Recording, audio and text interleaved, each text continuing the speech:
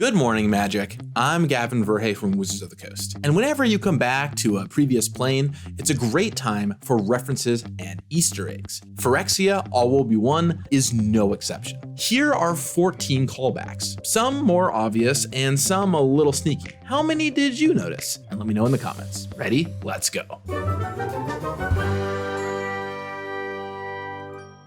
First up, let's take a look at Mirrex. Mirrex is sort of the remnant of what used to be Mirrodin before the plane was reshaped by the Phyrexians. It can make a mana of any color, but only on the turn it comes into play. If you really remember back in the day, you might recall this place, the Glimmer Void. The Glimmer Void was the uninhabited metallic desert of Mirrodin. It's where a lot of the battles were fought in Mirrodin Besieged on cards like Contested Warzone, and with the completion of the plane, the surface of Mirrodin, the Glimmer Void, became the wasteland known as Mirrex. Well, if you look at the two cards side by side, both Mirrex and Glimmer Void make mana of any color in a fleeting way. It's a callback to the very first Mirrodin set, Mirrex being the last remnants of a plane long past.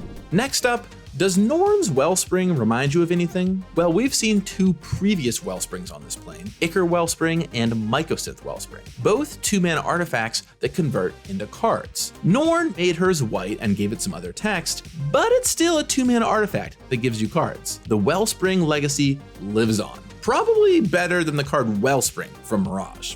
What a weird card that is. Moving on to number 3, you might have spotted this guy in the set, Malcator, some new character we made up for the set, or so you might think. But actually, he's a character we introduced in flavor text all the way back in original New Phyrexia. Mind Culling, Soul Conduit, Spellskite, and Vapor Snag all bear his flavor text. Something we like to do where we can is seed potential future characters in flavor text to grab onto later on. You never know when a character with a witty quote might be brought to life. Moving on to number 4, in January 2003, a process called You Make the Card kicked off. It would run for a whopping 11 months into November, and at the end of it, Crucible of Worlds was born and showed up in 5th Dawn, the last set of original Mirrodin block in 2004. Well, the Phyrexians have even corrupted our work with Conduit of Worlds. A riff on Crucible, this new card opens with the first sentence taken directly from Crucible of Worlds. Aw, here's a cute little fella for number 5, Bone Picker Scourge. Some people might have noticed that this is a new Scourge. If you aren't familiar, they're a creature that are unique to Phyrexians. We've seen them all the way back in Urza Saga with cards like Crazed Scourge and Skittering Scourge. We got 7 of them back then, and then competitive constructed player, Vault Scourge in New Phyrexia. Outside of the reprint of Scourge Familiar in Modern Horizons 2 though, we haven't seen a new one in a while. But Bone Picker Scourge delivers one more of these scary, yet slightly adorable Phyrexian imps for us.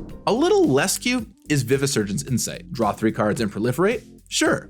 Wait, draw 3 cards? If that sounds familiar, it's because Vivisection from Mirrodin Besieged also draws 3 cards. Let it be known, vivisecting someone is about 3 cards worth of knowledge. They just don't teach you that in med school. Roaring in at number 7, we have this big dragon, Shisgoria. Hanging out as a commander card in the set boosters, Shisgoria is a name that longtimers might remember from Mirrodin. You've played with its scale and tooth before. These trinkety artifacts were pretty strong repeatable tricks. And just like his body parts, Shisgoria has affinity for artifacts as a nice callback. No flash, but hey, haste is basically red flash anyway. Get him.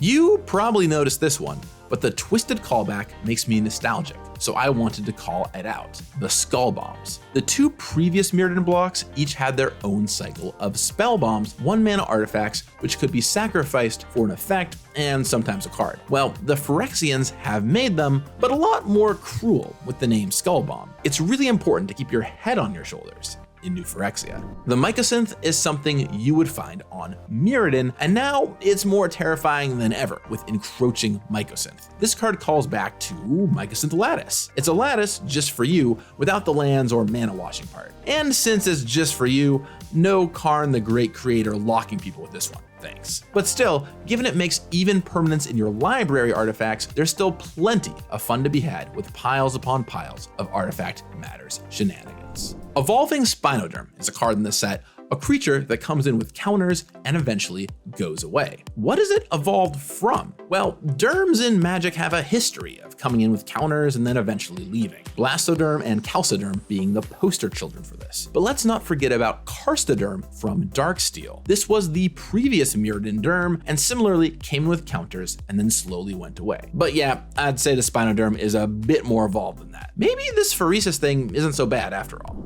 It's another cycle and another one that makes me smile with the Twilight cycle. These are all X spells that do something extra if X was 5 or more. And what do they throw back to? The Zenith cycle from Mirrodin Besieged. Fun fact, these were originally called the Nadirs in playtesting, which is the opposite of a Zenith, but not enough people knew what that meant, alas. Pulling in at 12 is Minor Misstep. Okay, you probably noticed the resemblance to Mental Misstep, sure, not exactly a huge surprise there. But did you look closer at the two pieces of flavor text? Sarnvax is mentioned in both of them. Looks like people just keep making mistakes against Sarnvax. Given that they show up in the flavor text of Reject Imperfection, who knows, maybe they'll be a character we see someday. Apparently, Sarnvax just loves countering small things. Number 13 is on another blue card, kind of, in Synthesis Pod. As many of you have picked up on, this is a twist on fan favorite Birthing Pod. But this time around, you're looking into your opponent's deck. Who knows what you might find. And finally,